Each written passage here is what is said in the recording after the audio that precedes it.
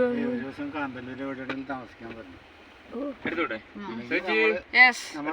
കാന്തല്ലൂർ ഓടി രാവിലെ വന്ന് കാന്തല്ലൂരൊക്കെ പോയിട്ട് അവിടെ വന്ന് താമസിക്കും.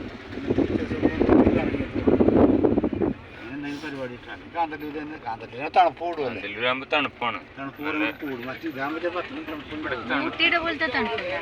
ഇല്ല, ഇവിടെ 365 ഒരേ ടൈപ്പ് തണുപ്പാണ് നമുക്ക് സഹിക്കാവുന്ന തണുപ്പാണെങ്കിൽ കുഴപ്പമില്ല. സോക്സ് ഒക്കെ എടുക്കണം.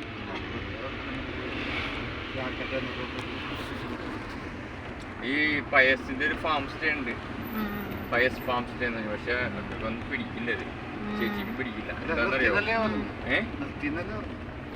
ആ പയസല്ല, ഇത് പയസ് ഫാം സ്റ്റേ എന്ന് പറഞ്ഞിട്ട് അവിടെ മറ്റേ ഓറഞ്ച്, ആപ്പിള്, മുന്തിരി അങ്ങനെ എല്ലാ സാധനവും ഉണ്ട്. പിടിക്കാത്ത എന്തുകൊണ്ടാന്ന് ഞാൻ മഡ് ഹൗസ് ആണത്. ടോയ്ലറ്റ് ഒക്കെ നീറ്റ് ആയിരിക്കും, സ്റ്റാർ കാറ്റഗറിയാണ്. പക്ഷേ കിടക്കണ സ്ഥലം ശരിയല്ല. മുളയൊക്കെ ഉണ്ടാക്കണ ഇതാണ്. പക്ഷെ ചെളി എന്ന് പറയാൻ കാര്യമൊന്നുമില്ല അവിടെ. സായിപ്പന്മാർക്ക് എവിടെയെങ്കിലും കയറി. അതല്ല ഞാൻ പറഞ്ഞ ഒരു മഡ് ഹൗസ് എന്ന് പറഞ്ഞിട്ട് നമ്മള് പ്രഭുവിന്റെ അവിടെ പോയപ്പോ നമ്മള് താമസിച്ചല്ലോ.